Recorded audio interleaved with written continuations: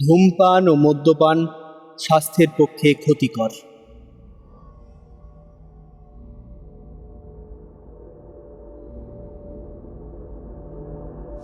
গল্পে ব্যবহৃত চরিত্রসমূহ ও যে ঘটনার উল্লেখ করা হয়েছে তা লেখকের কল্পনাপ্রসূত। বাস্তবে যদি এর সাথে কোনো মিল থেকে থাকে তাহলে তা অনিচ্ছাকৃত। আশা করি আপনারাও এই গল্পটি উপভোগ করবেন গল্প শোনার আনন্দে। আজ 15ই আগস্ট, স্বাধীনতা দিবসে আপনাদের সকলকে জানাই আন্তরিক অভিনন্দন ও শুভেচ্ছা। লাইভ স্টুডিও ক্যাফের শ্রোতাদের পাঠানো গল্প থেকে বেছে নেওয়া হয়েছে আজকের গল্পটি। আজ আপনাদের জন্য লাইভ স্টুডিও ক্যাফের বিশেষ নিবেদন সুতনু ভৌমিকের বিবেকবান। সুতনু ভৌমিক জন্মগ্রহণ করেন 12ই মার্চ 1986 সালে কলকাতার দক্ষিণ শহরতলিতে। নাকতলা হাই স্কুল থেকে উচ্চ মাধ্যমিকে উত্তীর্ণ হয়ে তিনি MCKV institute of engineering college থেকে কারিগরি বিদ্যায় স্নাতক হন। বর্তমানে তিনি কলকাতার বাইরে একটি বেসরকারি সংস্থার সাথে যুক্ত। শিশু বয়স থেকেই তিনি সাহিত্যের প্রতি অনুরাগী। তার প্রথম লেখা ছাপা হয় 2017 সালে কলেজ বিশেষ সংখ্যায়। তিনি মূলত অলৌকিক, সায়েন্স ফিকশন, রম্য রচনা, কবিতা ও রহস্য রোমাঞ্চ লিখে থাকেন। গল্পের প্রধান চরিত্রে গল্পের কথক রমেনবাবু ও বিল্টু। শুরু হচ্ছে বিবেকবান।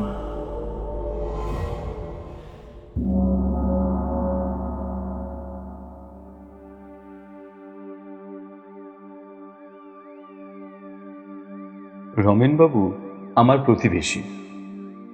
বেশ নাদুস নুদুস গোল গোল চেহারা, শৌখিন একখানা গোঁপ। রমেনবাবুর বয়স আন্দাজ 60। বিয়ে থা করেননি। এখানকার বিখ্যাত দত্ত বংশের ছেলে উনি। এই দত্ত বংশ এই অঞ্চলের গর্ব। জমিদারি চলে গেলেও এনারা এখনো স্থানীয় মানুষের মনে একরকম জমিদার। আমি এই অঞ্চলে থাকছি প্রায় বছর 10। আসলে যে পুরনো বাড়ি ভেঙে ওই আবাসন হয়েছে তাতে আমার বাবা একজন শরিক ছিলেন। বাবা মারা গেছেন গত বর্ষায়, প্রায় 1 বছর হতে চলল। আমি একমাত্র ছেলে। যদিও বাবা মারা যাবার সময় আসতে পারিনি, আমি আমার সংগ্রহের কাজে কলকাতার বাইরে ছিলাম। বাবা হঠাৎই চলে গেলেন। আমি নিজে অকৃতদার, তাই খুব বেশি ভবিষ্যৎ চিন্তা আমাকে কখনোই ভাবিত করে না। ফ্রি স্কুল স্ট্রিটে আমাদের একটা কিউরিওর দোকান আছে। বর্তমানে আমি সেই দোকানের মালিক। তবে এই অতি আধুনিক যুগে এই ব্যবসা খুব একটা লাভ দেয় না। স্বস্তি এই যে রমেনবাবুর মতো কিছু খদ্দের এখনো আছেন। রমেনবাবুর বাড়ির দুর্গাপূজা কলকাতার সেরা কয়েকটা বনেদি বাড়ির পুজোগুলোর মধ্যে অন্যতম। সপ্তমী থেকে দশমী লম্বা লাইন লেগে যায় কাঙালি ভোজনের। এছাড়াও স্থানীয় ক্লাবে অনুদান, বাবা মার নামে পড়ুয়া ছেলে মেয়েদের বৃত্তি ইত্যাদি তো আছেই। তিনি নিজে অবশ্য 10 ক্লাসের গণ্ডি পেরোননি। কৈশোর এবং যৌবনের তার বেহিসাবি জীবনের কথা এই অঞ্চলের অনেকেই জানেন, কিন্তু কেউ কিছু বলতে চান না। ডান দিক, বাঁ দিক, সামনে পেছনে অন্তত 10টা করে বাড়ি তার কাছে উপকৃত। যেমন কারোর ছেলেকে কলেজে ভর্তি করা, কাউকে টাকা ধার দেওয়া। তাই তিনি তার সমস্ত সমালোচককে দাতা ও গ্রহীতার সম্পর্কের মধ্যে আবদ্ধ করে রেখেছেন। তবে কিছু কানাঘুষো শোনা যায় যে প্রায় প্রতি সপ্তাহান্তেই তিনি তার বন্ধুর বাগান বাড়িতে মোচ্ছবে মেতে ওঠেন। ঠিক ভুল যাচাই করা আমার কর্তব্য নয়। রমেনবাবু আমার শাঁসালো খদ্দের, আর খদ্দের মাত্রই ভগবান। উনি আমাকে সপ্তাহে 1 দিন অন্তত ফোন করেন।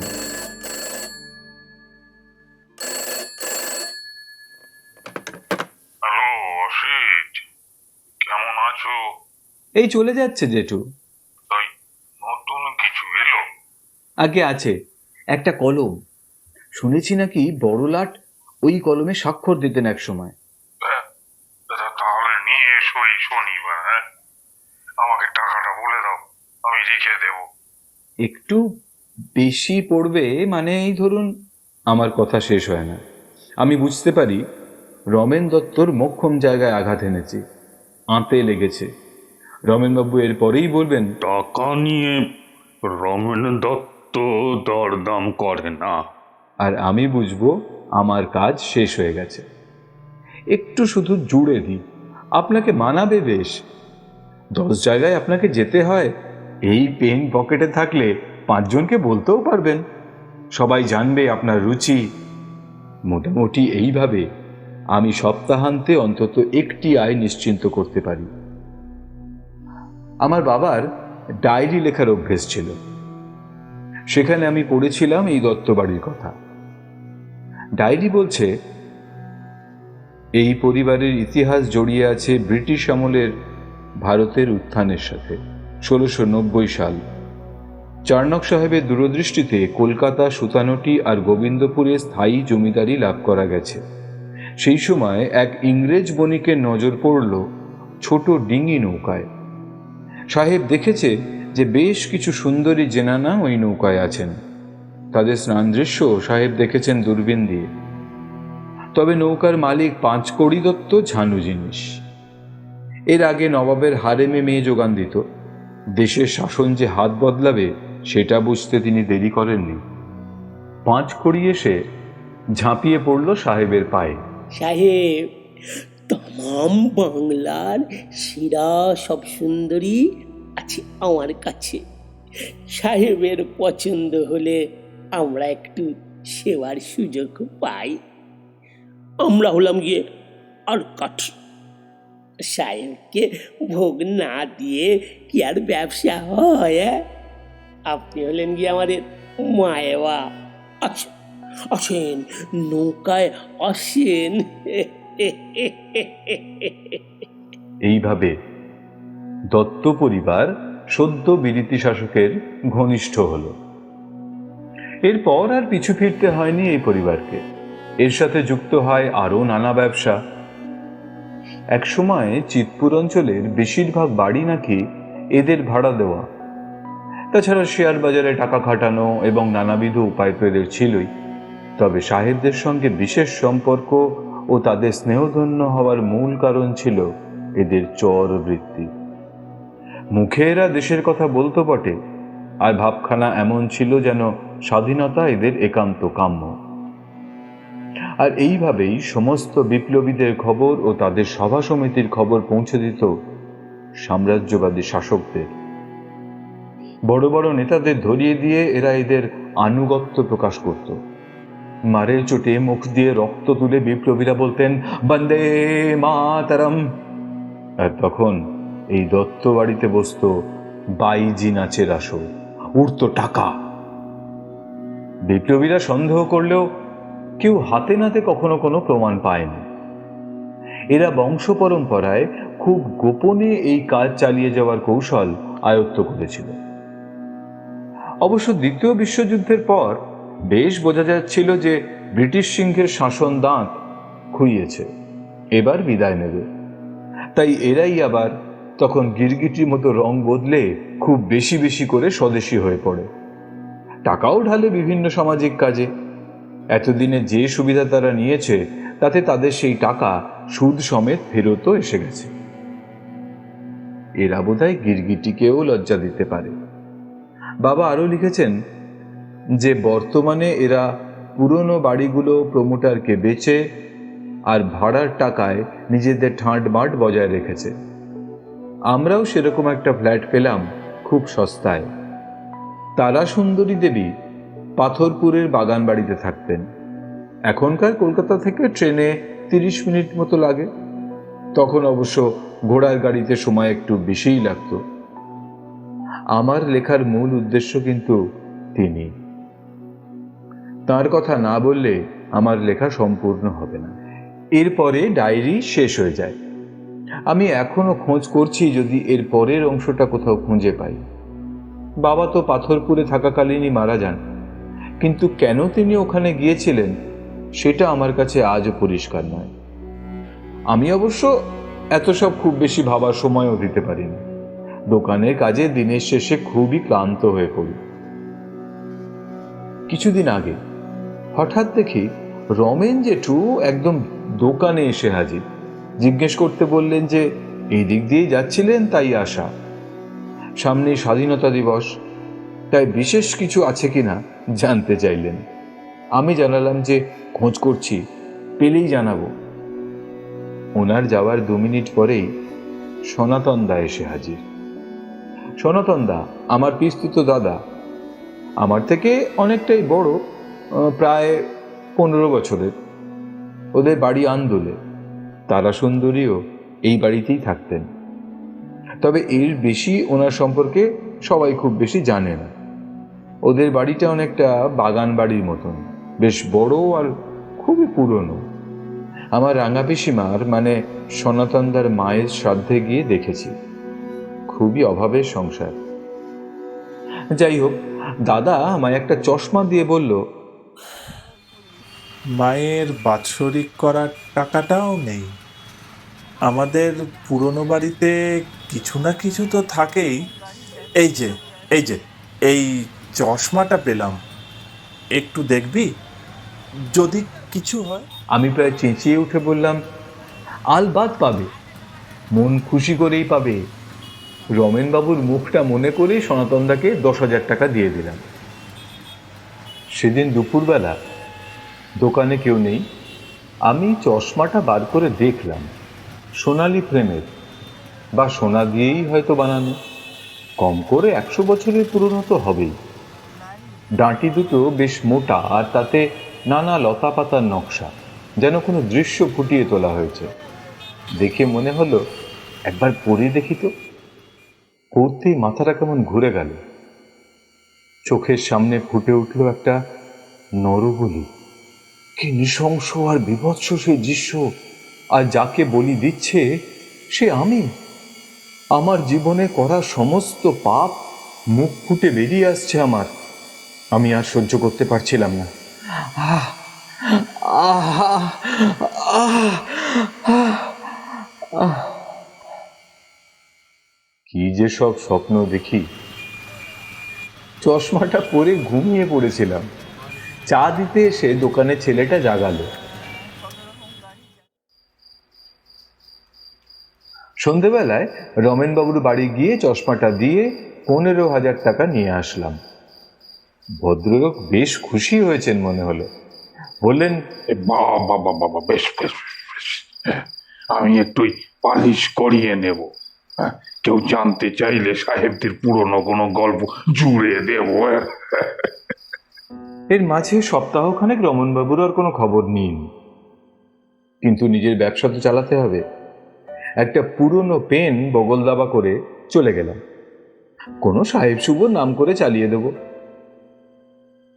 দত্ত বাড়ি গিয়ে দেখি উনি বিছানায় বসে কিছু পুরনো কাগজ দেখছেন। চেহারাটা এই কদিনই বেশ ভেঙে গেছে, অসুস্থ মনে হলো। ওনার ভাইপো বলল, গত 15ই আগস্ট উনি মফস্বলের দিকে কোনো স্কুলে গেছিলেন, সম্ভবত পাথরপুরের দিকে। সেখানে কথায় কথায় কাকা জানতে পারেন ওদের কিছু সম্পত্তি ওদিকে ছিল। তারা সুন্দরী বলে কোনো নাম বলেছেন কি? আমার কথা শেষ হলো না। রমেন দত্ত উঠে এসে আমার হাত ধরলেন। নিজের মনে কিছু বিড়বিড় করে আবার খাটে গিয়ে বসলেন। ওর ভাইপো বললেন, কাকা সেদিন কি সব আমাদের বংশের কিচ্ছা কেলেঙ্কারি বলে ফেলেছেন। তারপরেই ওকে মারধর করে স্টেজ থেকে নামিয়ে দেওয়া হয়। হঠাৎ দেখি উনি আমাদের দিকে চেঁচিয়ে বলে উঠলেন, সেলুলার জেলের কথা তোমরা পড়েছ? জানো ওই ছোট কুটিরিতে থাকা কত কষ্টের? এই যে স্বাধীনতা সংগ্রামীরা এত কষ্ট করলো, এত সব কি বৃথা? বুঝলাম মাথাটা ওনার ঠিক নেই, বিক্রি আজ হবে না। আমি মানে মানে বাড়ি চলে এলাম। পরের দিন সনাতনদা আবার এসে হাজির। এসে আমাকে একটা ডায়েরি ধরিয়ে দিল, বেশ পুরনো, কিছু কিছু জায়গায় ছাল উঠে গেছে। সনাতনদা বলল, এই নে ধর, তোর বাবার জিনিস, তাই দিয়ে গেলাম। মামা তো আমাদের ওখানেই মারা গিয়েছিলেন, তুই তো ছিলিস না এখানে। যাই হোক, আমি আসি। যেমন হুট করে আসে তেমনি হুট করে চলেও গেল। রাতে বাবার ডায়েরিটা খুললাম। ডায়েরিতে লেখা রয়েছে, তারাসুন্দরীর বর ছিল এই দত্ত বাড়ির দেওয়ান। কোনোভাবে যেন এক মদ্যপ সাহেবের থেকে তিনি জেনে ফেলেন এই দত্তদের গোপনে গোপনে ইংরেজদের হয়ে কাজ করার ব্যাপারটা।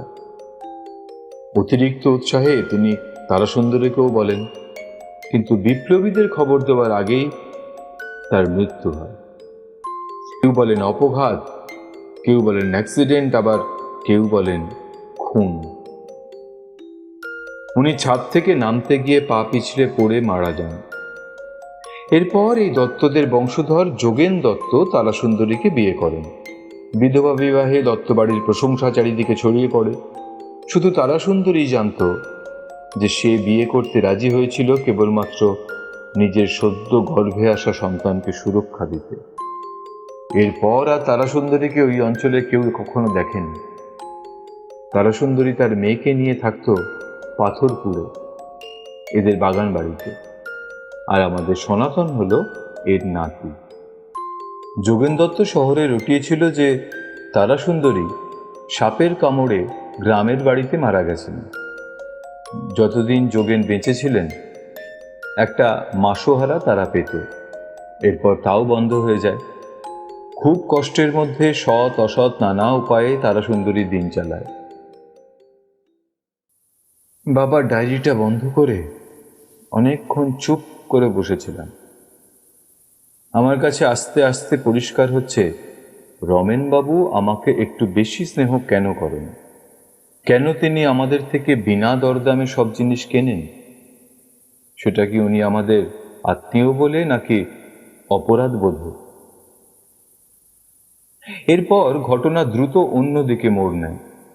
এর মাঝে আরও বার দুয়েক আমি রমেন জেঠুর বাড়িতে গিয়েছি, কিন্তু ওনার পরিবর্তন লক্ষণীয়। সেদিন দেখলাম গীতা পড়ছেন, পরনে রক্তাম্বর, গলায় রুদ্রাক্ষ। আমাকে দেখে বলে উঠলেন, অনেক অন্যায় হয়ে গেছে। কিরকম জিভ কেটে একটা মুখভঙ্গি করলেন। সবচেয়ে আশ্চর্য, উনি এখন একটা ছোট ঝুপড়ি বানিয়েছেন বাগানের এক কোনায়, সেখানেই থাকেন আর সাধনা করেন। আমার একটু আফসোস হলো, প্রতি সপ্তাহের একটা নিশ্চিন্ত আয় বোধহয় আমার চলে গেল। আবার একটু মায়াও হচ্ছে ভদ্রলোককে দেখে। এর প্রায় দিন তিনেক পরের ঘটনা। দোকান থেকে বেরোতে অনেক রাত হলো। সারা সন্ধে ঝমঝম বৃষ্টি আর ঝোড়ো হাওয়া, তাই দোকানে বসেই একটা বই পড়ছিলাম। যখন বেরোলাম তখন দেখি বৃষ্টি ধোয়া রাস্তায় চাঁদের আলো চকচক করছে। জল জমা এড়াতে দোকানের পিছনের গলিটা ধরলাম। এতে একটু ঘুরে যেতে হয়, কিন্তু হাঁটতে বেশ ভালোই লাগছিল।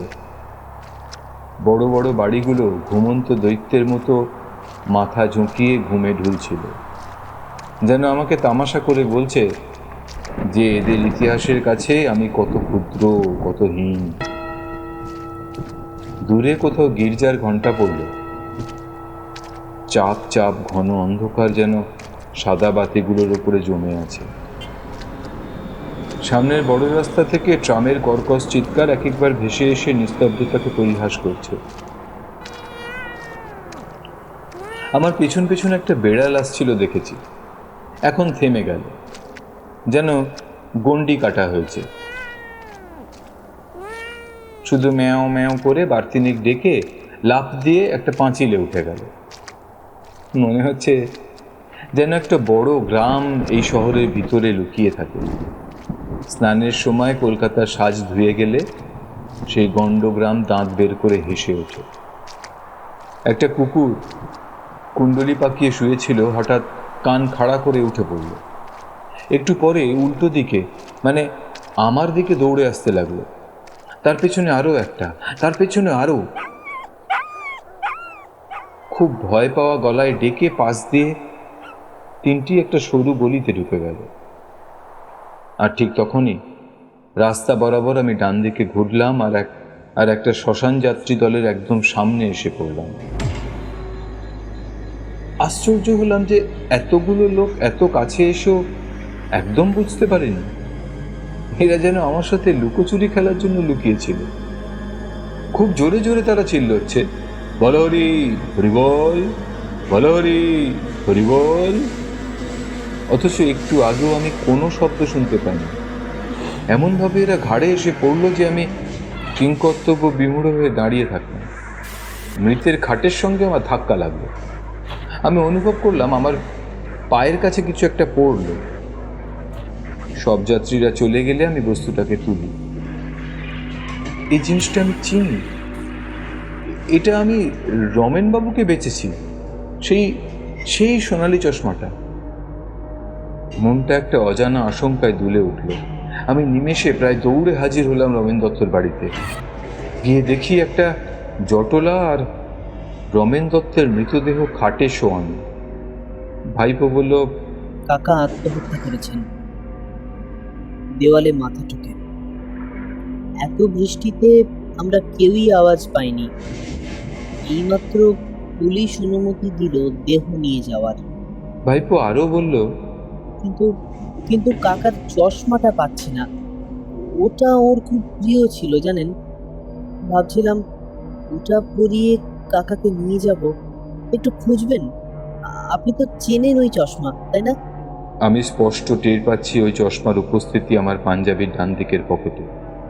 একটু অভিনয় করে নিজের বাসায় ফিরে আসি।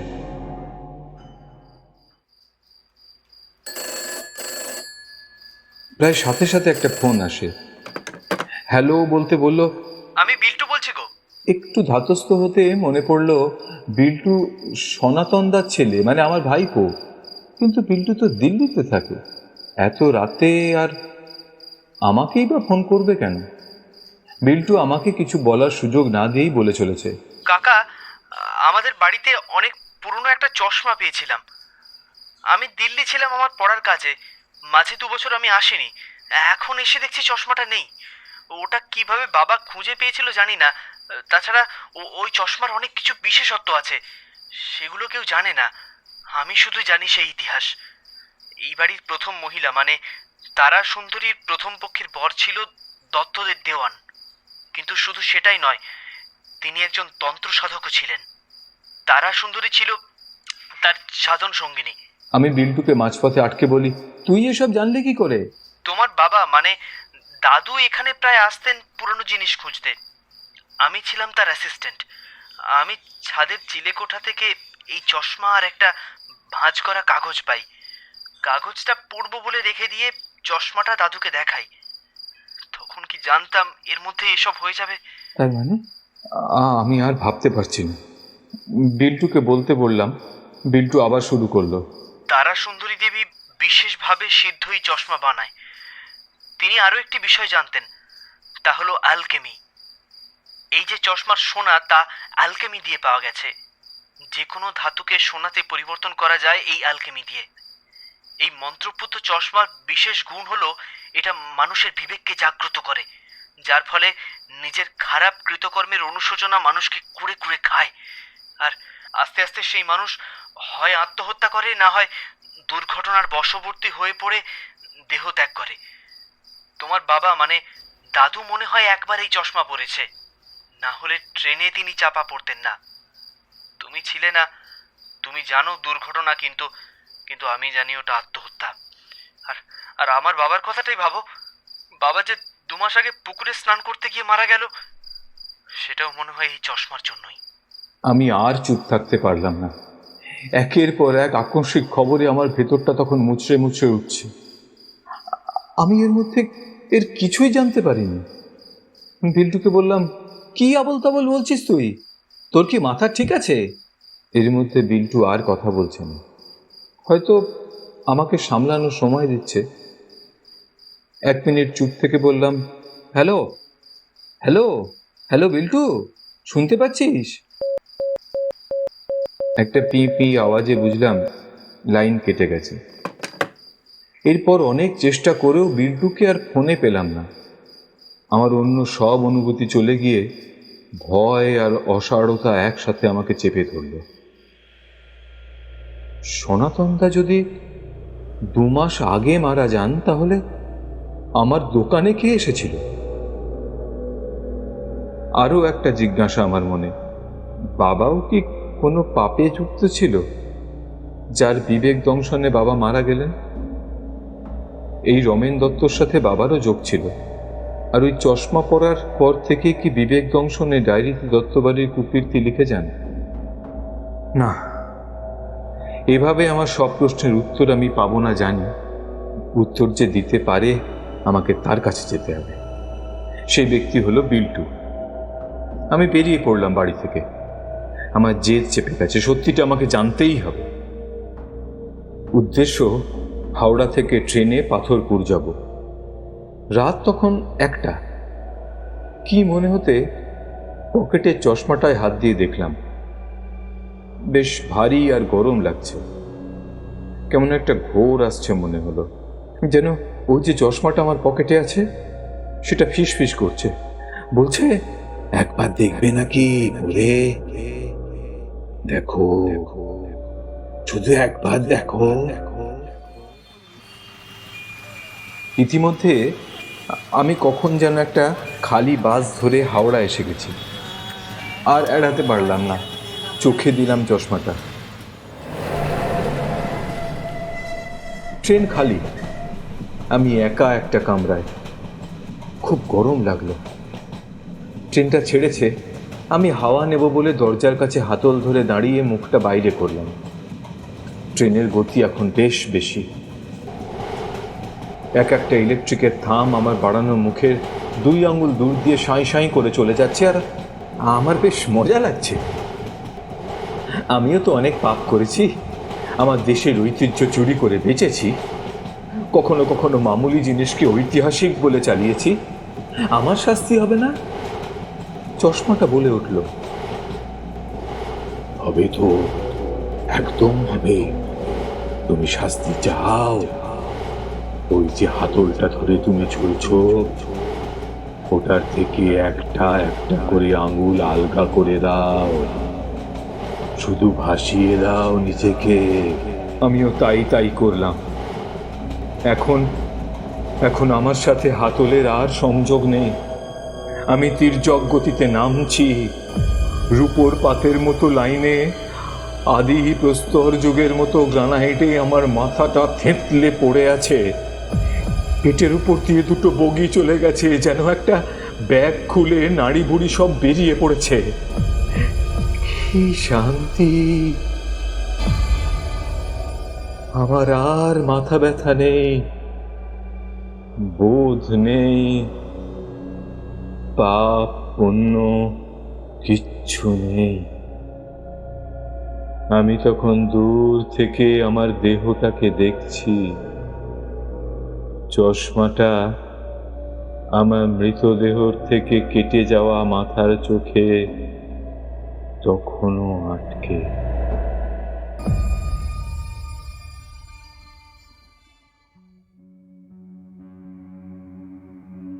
শুনছিলেন সুতনু ভৌমিক রচিত বিবেক বান। গল্প পাঠে অঞ্জন, রমেনবাবুর চরিত্রে মনোজিৎ, পাঁচকড়ির ভূমিকায় সুমিত দাশগুপ্ত, সনাতনের চরিত্রে অমল, রমেনবাবুর ভাইপো বিল্টু ও গল্পের সূত্রধর আমি সৌম্য। শব্দগ্রহণ, আবহ ও ধ্বনি পরিকল্পনায় অ্যাস্টেরিক্স, পাবলিসিটি ও পোস্টার ডিজাইন অভিজিৎ। আমাদের আজকের গল্প ভালো লাগলে লাইক ও শেয়ার করুন। আমাদের চ্যানেলটি সাবস্ক্রাইব করতে ভুলবেন না। নতুন আপডেট পেতে আমাদের ফেসবুক পেজ ফলো করুন। খুব তাড়াতাড়ি আমরা ফিরছি আরও একটি রোমাঞ্চকর গল্প নিয়ে, ঠিক রাত 8টায়, শুধুমাত্র লাইভ স্টুডিও ক্যাফেতে। তাই শুনতে থাকুন লাইভ স্টুডিও ক্যাফে। ধন্যবাদ।